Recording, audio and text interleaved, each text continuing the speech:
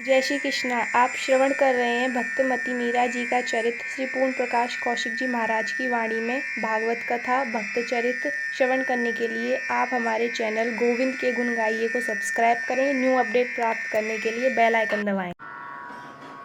बोलो गिरिराज महाराज की जय। भक्तमती मीरा बाई की जय। हम आप सब श्रवण कर रहे हैं भक्तमती मीराई बाई जी का जीवन चरित्र क्रम से आज 27वां भाग है। आइए श्रवण करें। थोड़ा 5 मिनट विलंब के लिए क्षमा आप सबसे। अखंड मंडलाकारं व्याप्तं येन चराचरं तत्पदं दर्शितं येन तस्मै श्री गुरुवे नमः। गुरुर्ब्रह्मा गुरुर्विष्णु गुरुर्देव महेश्वरा गुरुर् साक्षात् परब्रह्मा तस्मै श्री गुरुवे नमः। भक्ताविलासा चरितानुसारी दुग्धाधचोरेण यशो विसारी कुमारिकानन्दिति घोषनारी मम प्रभु श्री गिरिराजधारी। भक्त भक्ति भगवंत गुरु चतुर्नाम वपु एक इनके पद वंदन किए नासहि विघ्न अनेक। हरे राम राम राम हरे हरे हरे कृष्ण कृष्ण कृष्ण हरे हरे। कल के प्रसंग में आप सबने श्रवण किया कि मीरा जी ने चित्तौड़ का त्याग कर दिया, चित्तौड़ को छोड़ दिया। 30 वर्ष की आयु में मीरा जी ने चित्तौड़ का परित्याग करके पुनः मेड़ता में पधारी और उनके हितैषी स्वजन सेवकाएं चाकर दासियां मानो उनको तो बिना मांगे वरदान प्राप्त हो गया हो, स्वामिनी की सेवा का अवसर मिलने वाला है और स्वजनों को मीरा जी का सानिध्य मिलने वाला है।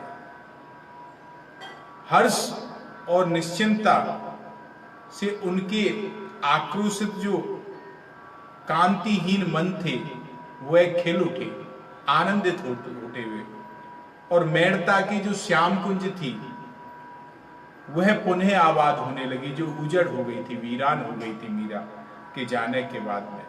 कथा वार्ता सत्संग कीर्तन इत्यादि वहां प्रारंभ हो गया, उसके लिए खुल गई, सुर लहरी खुल गई महाराज। मेड़ता का श्याम कुंज उत्सव और सत्संग उल्लास भरी उमंग से एक बार पुनः खिलखिला उठा। किंतु मीरा के जो गिरधर गोपाल हैं उन्हें की चाह तो कुछ और ही थी, उन्हें तो कुछ और ही योजना बना रखी थी मीरा के लिए। उनके प्राणधन श्याम सुंदर अपनी प्रेयसी का अपने धाम से दूर रहना उनको मंजूर नहीं था, सुहाता नहीं था। वे एकल खोर ठाकुर जो ठहरे, वह अपने प्रेमी को, अपनी प्रेमिका को किसी दूसरे में व्यस्त नहीं देखना चाहते। वह तो चाहते मेरा प्रेमी, मेरा भक्त सर्वस्व मेरे ऊपर अड़, पूरा का पूरा मुझे चाहिए, आधा अधूरा नहीं चाहिए। तो प्रभु ही चाहते थे कि मीरा मुझी को चाहे, दूसरी कोई स्थिति नहीं रहे उसे। भगवान चाहते हैं कि मेरा चाहने वाला दूसरे की आसी ना करे, उसका किसी दूसरे से कोई लेना देना नहीं रहे, जो भी रहे सबका सब केवल मुझसे रहे महाराज, उसका कोई और अपना नहीं रहे, बस ठाकुर जी की इच्छा में ही इच्छा उसकी रहे। गिरधर गोपाल जी की इच्छा से राजनीतिक परिप्रेक्ष्य में कुछ परिवर्तन आया, परिस्थितियों ने करवट ली और मीरा के चित्तौड़ त्यागने के बाद में बहादुर शाह ने चित्तौड़ पर आक्रमण कर दिया। राजपूत वीरों ने घमासान युद्ध किया, पर सफलता उनको नहीं मिल पाई। 32,000 राजपूत वीर वीरगति को प्राप्त हो गए और 13,000 स्त्रियां राजमाता हाड़ा रानी के संग में जौहर की ज्वाला में अपने आप को उन्होंने झोंक दिया। ऐसी स्थिति बदली। और इसी बीच में जो किसी समय विक्रमादित्य का नजदीकी था, पासवान का पुत्र बनवीर की राजलिप्सा, राज्य पिपासा इच्छा शक्ति जागृत हुई और उसने रात में सोते हुए महाराणा विक्रमादित्य को तलवार से मार डाला। राज्य को अकंटक बनाने की उसकी इच्छा हुई। उसने उसी दिशा में उनके छोटे भाई उदय सिंह को भी मार डालना चाहा, किंतु उदयवीर सिंह को उनकी धाय पन्ना ने अपने पुत्र की बलि देकर के उसे बचा लिया। यह स्थिति तो मेड़ता में हुई, वो चित्तौड़ में हुई। और इधर मेड़ता में भी स्थिति कोई ठीक नहीं रही थी, अच्छी नहीं रही। यहां के भी स्थिति हालात सब बदल गए। यहां पर भी भीषण विपत्ति टूट पड़ी मेड़ता में भी। मीरा को मेड़ता आए अभी केवल 2 वर्ष हुए थे कि तभी जोधपुर के मालदेव ने मेड़ता पर चढ़ाई कर दी और सामंतों ने समझाया कि महाराज इनका जब आक्रोश शांत हो जाएगा तब इन्हें समझा बुझा करके हम आपको मेड़ता वापस दिला देंगे। आपस में लड़ाई झगड़े से कोई फायदा नहीं है। तो सरल हृदय बीरम देव जी ने सामंतों की बातों में आ गए और उन्होंने मेड़ता छोड़कर अजमेर आ गए। अजमेर से नराणा और नराणा से पुष्कर आ गए। अब यह भाग्य की रेखा चक्री तो देखो कि उनको जगह जगह भटकते घूमना पड़ रहा है अपना दर छोड़ करके। मीरा भी उन्हीं के साथ में भटक रही है, परिवार के साथ ही। सन 1595 में पुष्कर में निवास करते हुए मीरा जी के हृदय में चिंतन में मोड़ आया। प्रेरणा देने वाले भी कौन? वही ठाकुर जी, उन्होंने प्रेरणा दी। जीवन आराध्य गोपाल ने उनको प्रेरणा दी। मीरा सोचने लगी कि यूं ददर भटकने से, ठोकर खाने से क्या फायदा। अपेक्षा इसकी उचित यही है कि मैं अपने प्रभु के धाम श्री वृंदावन जाके रहूं, प्रीतम के वृंदावन में वास किया जाए। अब यह विचार कर करके मीरा बड़ी गिलानी हुई। मीरा को वह विचार करके गिलानी कर रही है कि यह विचार मुझे पूर्व में क्यों नहीं आया, यह विचार मुझे पहले क्यों नहीं आया, मैं क्यों भटक रही हूं। मुझे मेरे प्रियतम के यहां वास करने की भावना जागृत पहले क्यों नहीं हुई कि मुझे वृंदावन में वास करना चाहिए। इसी बात कर को लेकर के मीरा बड़ी गिलानी में रही। अब महाराज कुछ सैनिकों को और कुछ दासियों को साथ में लेकर वह तीर्थ यात्रियों की टोली के साथ में वृंदावन के लिए चल पड़ी मीरा जी। और वही धुनी जो पूर्व में उनके कानों में गूंजती रहती है, वही संगीत आज पुनः उनके कानों में वो गूंज रहा है कि चाला वाही देश, चाला वाही देश। वह धुनी उनके कानों में गूंज रही है। आज मीरा का एक एक स्वप्न साकार रूप लेता जा रहा है। वह बार बार वृंदावन धाम का उच्चारण मन ही मन करते हुए पुलकित हो उठी, रोमांचित हो उठी महाराज। और उसकी भावनाओं को ऐसे समझो पंख लग गए हो। वह आज अपने प्रियतम गिरधर गोपाल के देश जा रही है और उनके लिए आज उनकी बैरागिन बनना ही उसका सौभाग्य नजर मान रही है कि मेरा सौभाग्य है कि मैं अपने प्रभु की बैरागिन बन जाऊं। अरे ब्याहला बैरागिन होंगी, बैरागिन ब्याहला बैरागिन होंगी, जिन भेसा मेरा साहिब रीझो, सोही वेश धरूंगी, ब्याहला बैरागिन बनूंगी।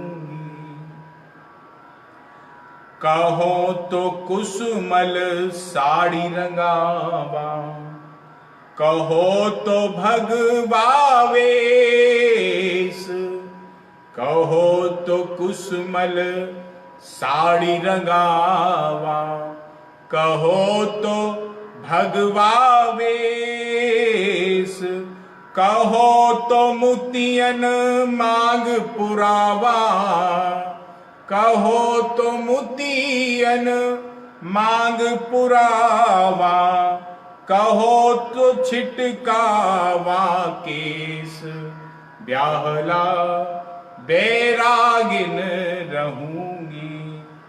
मीरा के प्रभु गिरधर नागर, सुन जो बिड़द नरेश, ब्याहला वैरागिन रहूंगी। मीरा जी अपने प्रियतम के देश के प्रति जा रही हैं। अपने देश पहुंचने के लिए सोई हुई लालसा नो हृदय का बांध तोड़कर आसमान को छूने लगी है, गगन को छूने लगी है। जो जो वृंदावन निकट आता जाता, मीरा के हृदय का आवेग अदम्य होता जाता, बढ़ता जाता महाराज। और कठिन प्रयास करने पर भी उनको थामना मुश्किल था। उसके बड़े बड़े नेत्रों के आसपास जो वन थे उनमें खोजने लगे। प्राणाराध्य को खोज रही है वो अपने नेत्रों से। चंचलता की परिक्रमा कर रहे उसके नेत्र। वह देख रही है कि यहीं कहीं मेरे प्राणाराध्य, मेरे गिरधर किसी वृक्ष के पीछे, किसी लता की ओट में दुबके होंगे, आ रहे होंगे। उन्हें खोज रही है वह, मानो कहीं वह श्याम सुंदर वंशी वादन करते हुए किसी वृक्ष के नीचे खड़े हुए उन्हें मिल जाए, ऐसे भाव से मीरा खोज रही है। और मीरा बार से रुकवा करके बिना पदत्राण, बिना खड़ाऊओं के पहने पैदल पैदल चल के यात्रा करना प्रारंभ कर देती है। बड़ी कठिनाई है दासियों को भी उनकी संभालने में। बड़ी मुश्किल से चंपा आदि कहती हैं कि समझाती हैं कि देखो स्वामिनी, आपकी वजह से आपको पैदल चलने का अभ्यास नहीं है ना, तो आप उतनी तेज नहीं चल पा रही हैं, तो अन्य यात्रियों को आपकी वजह से कष्ट हो रहा है। ऐसा कहकर के समझा करके उन्हें असुविधा हो रही है। बड़ी मुश्किल से पालकी में बैठा थी, किंतु इसके बाद भी मीरा उन्हें फिर पैदल चलने को विरत हो जाती, पैदल चलने लग जाती महाराज। और उनके जो पद थे बगैर खड़ाऊं के छिलने लगे, उनके छाले बनकर फूट गए, पैरों में घाव होने लगे, रक्त स्रवित होने लगा मीरा जी के चरणों से। और दासियों सेवकों की आंखें भर आई आंसुओं से। मीरा हंसकर उन सबको अपनी सौगंध देकर के पालकी में, गाड़ी में बैठा देती। नहीं नहीं, तुम्हें मेरी सौगंध है, तुम बैठो। अब मजबूर सेवकाएं, स्वामी ने सौगंध दिवा दी, क्या करें। मीरा भजन गाती हुई, करताल बजाती हुई चलती जा रही है, किंतु दासियों को तो केवल वह रक्त छाप दिखाई दे रही है जो मीरा जी के चरणों से पृथ्वी पर छाप बनती जा रही है। और उसके प्रत्येक पद पर उनके हृदय करहा उठते दासियों के। जब उनकी यह पीड़ा असहनीय हो गई तो चंपा रथ से कूद करके स्वामी के चरणों में गिर पड़ी और लिपट गई मीरा जी के चरणों से और बोली, मुझसे क्या अपराध हो गया स्वामिनी, बाईसा हुकुम, इतनी कठिन सजा तो मुझे मत दीजिए। इस अभागिनी चंपा को यह और ज्यादा सहन नहीं कर पाएगी, हम पर दया करो स्वामिनी, दया करो। वह अचेत होकर के स्वामी के चरणों में बेहोश हो गई। और मीरा जी ने झुक करके चंपा को संभाला। क्या हुआ, अरे क्या हुआ, कहती हुई मीरा नीचे बैठ गई और चंपा के सर को गोद में रख करके आंसू पोंछती हुई बोली कि अपने, दूसरी दासी बोली अपने पद कमल तो देखो भाई साहब को। चमेली ने जैसे ही मीरा जी के चरण को छुआ तो मीरा के दर्द की हल्की सी करहा निकली और तुरंत बोली, नहीं मैं तो ठीक हूं। पगली तुम क्यों घबराती हो, मैं तो सही हूं। यदि कुछ हुआ भी तो सार्थक ये मांस पिंड है और प्रभु के धाम की तरफ चलने में हानि क्या हुई है। ये तो मांस पिंड है, शरीर इसको तो एक दिन नष्ट होना ही है। दासी बोली, स्वामिनी हानि आपकी नहीं, हानि तो हमारी हुई है जो सदा सेवा की अभ्यासी हैं, अभ्यस्त हैं हम आपकी सेवा करने की। उनको सवारी चढ़ने की आज्ञा हुई और हमारी जो सुकुमार स्वामिनी है वह पैदल चले और बिना खड़ाऊ के हम उनके घावों को बहता हुआ देख और सवारी पर सुख लें।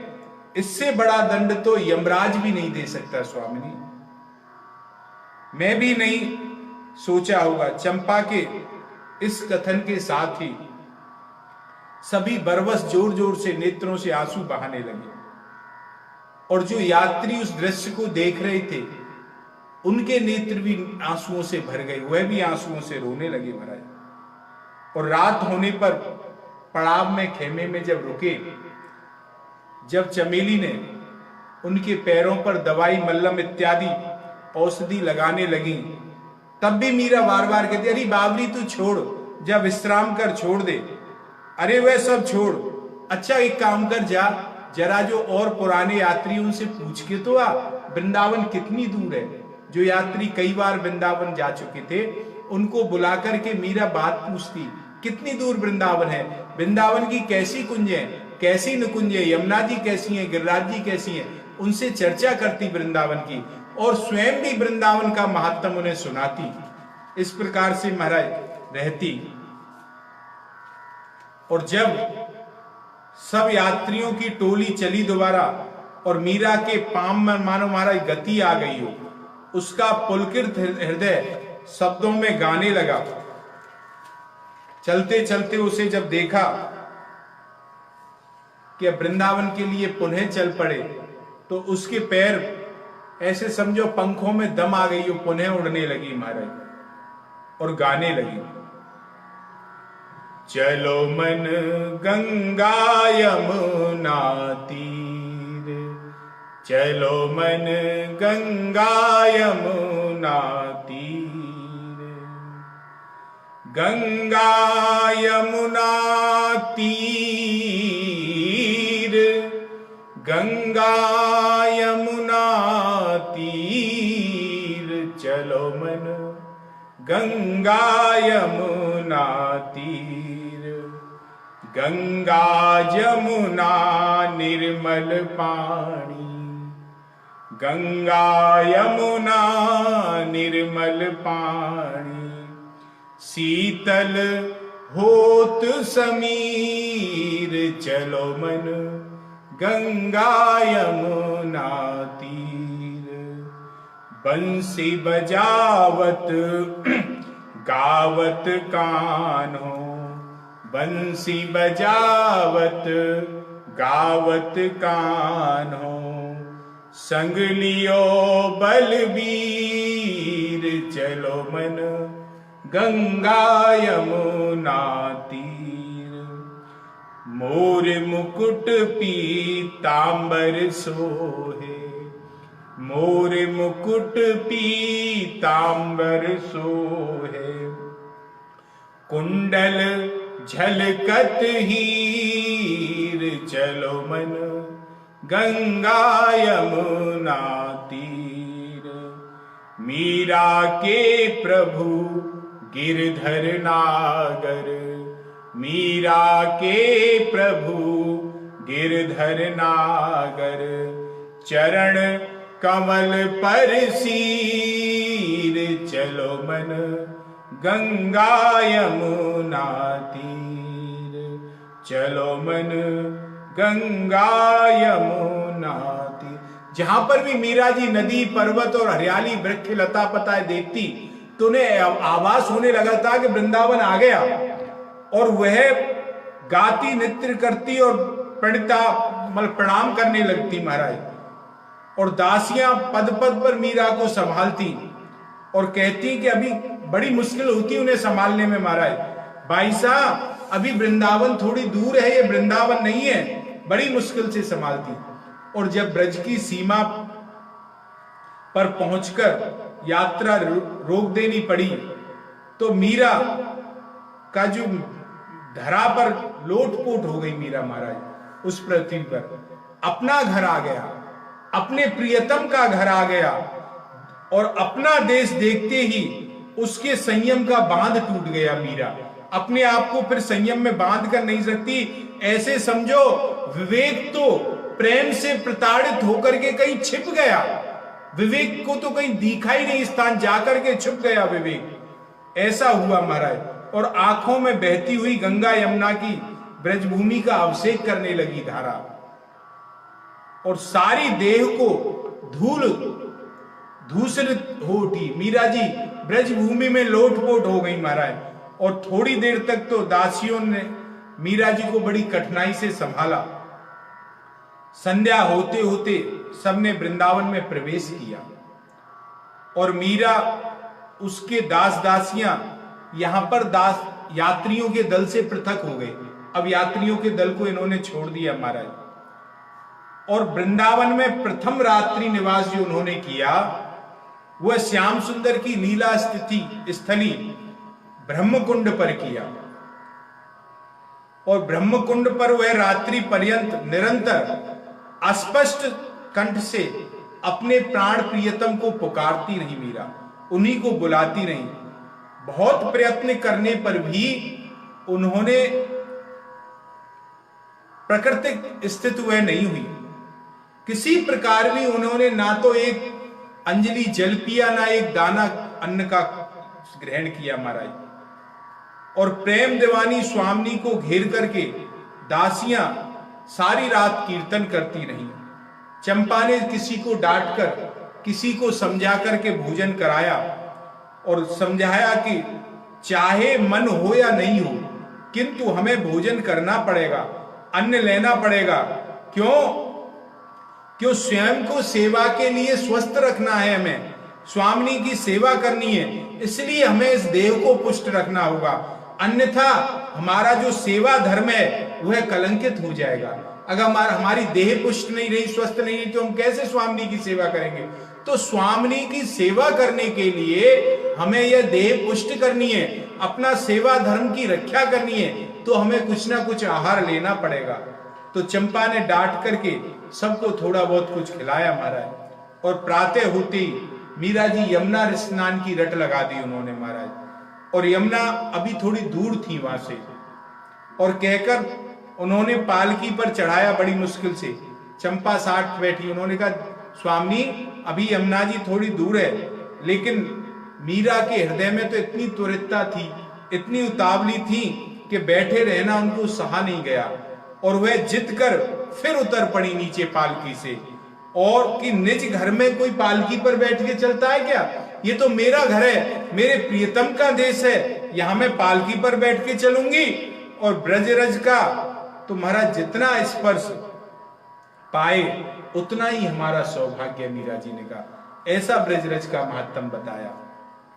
वृंदावन धाम महाराज यह तो प्रेम परवश प्राणों का आधार है, प्रेमियों के लिए उनके हृदय का सर्वस्व है। लीला स्थली है प्रभु की, रसिकों का निवास स्थल है वृंदावन धाम। और दूर दूर से प्यासे प्राण इस लीला धाम में ताकते हुए चले आते हैं महाराज। बड़े बड़े राजाओं के मुकुट इस भूमि में, इस रज में आकर के झुक जाते हैं, लौट जाते हैं महाराज। और महान विद्वानों का जो विद्वान है उनका रज स्नान करके वृक्षों से लिपट करके अश्रु बहाते हुए देखें एक से एक विद्वान, ऐसी स्थिति है महाराज।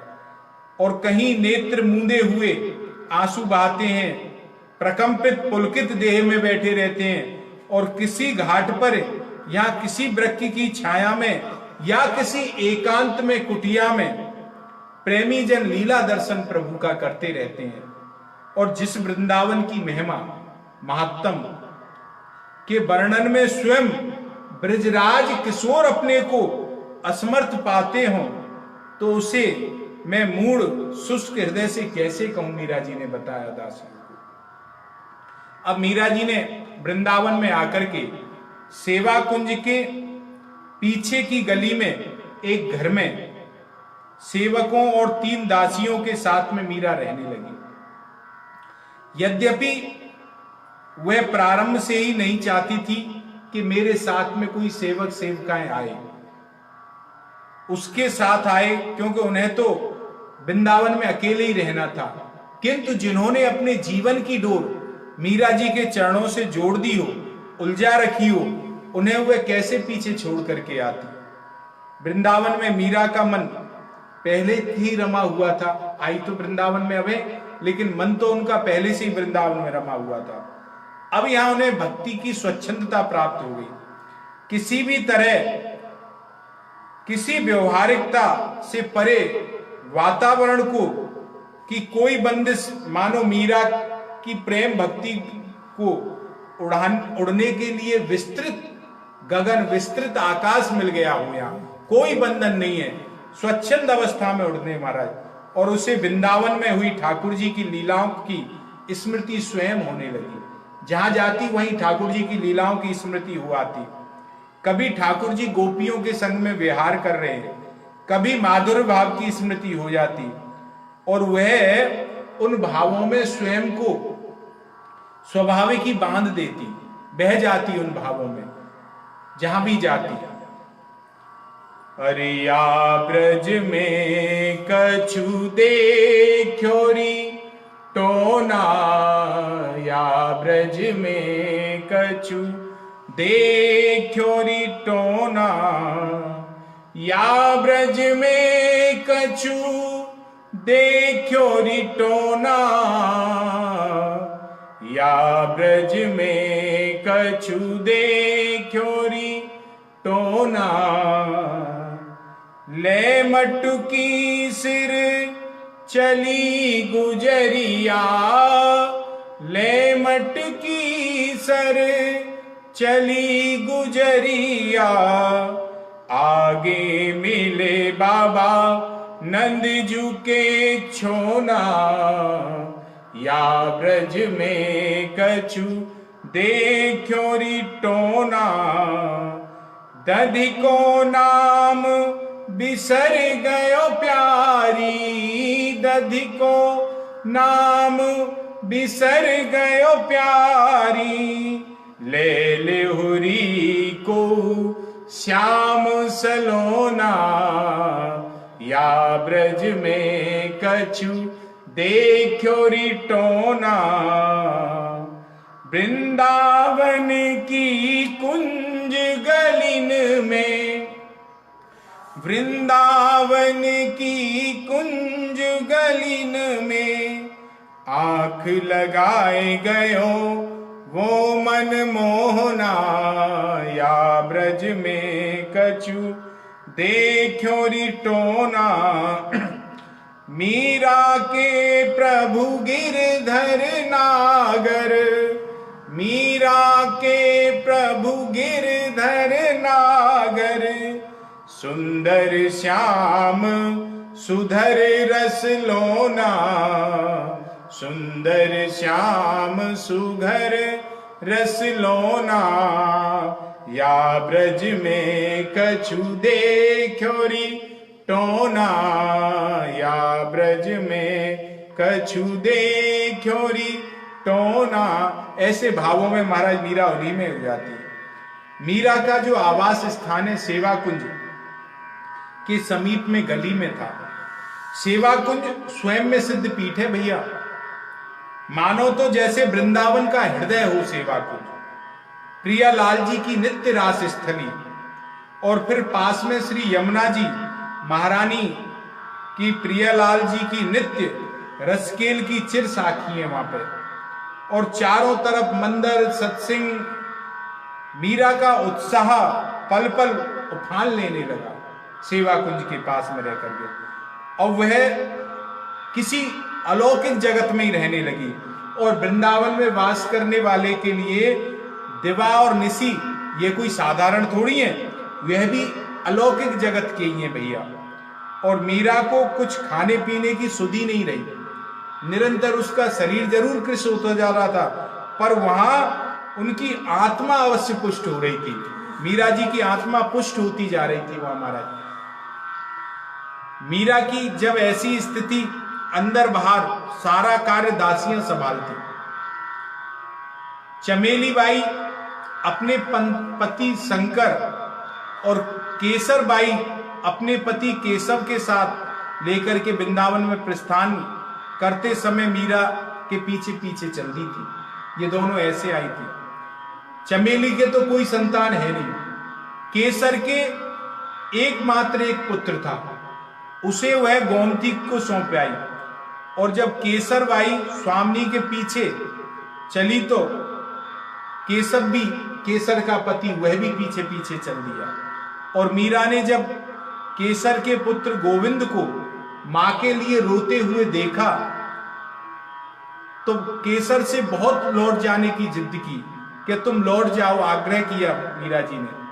पर केसर ने हाथ जोड़ करके निवेदन किया कि स्वामिनी, मां बाप ने सरकार के विवाह के समय मुझे इन चरणों में सौंप दिया था,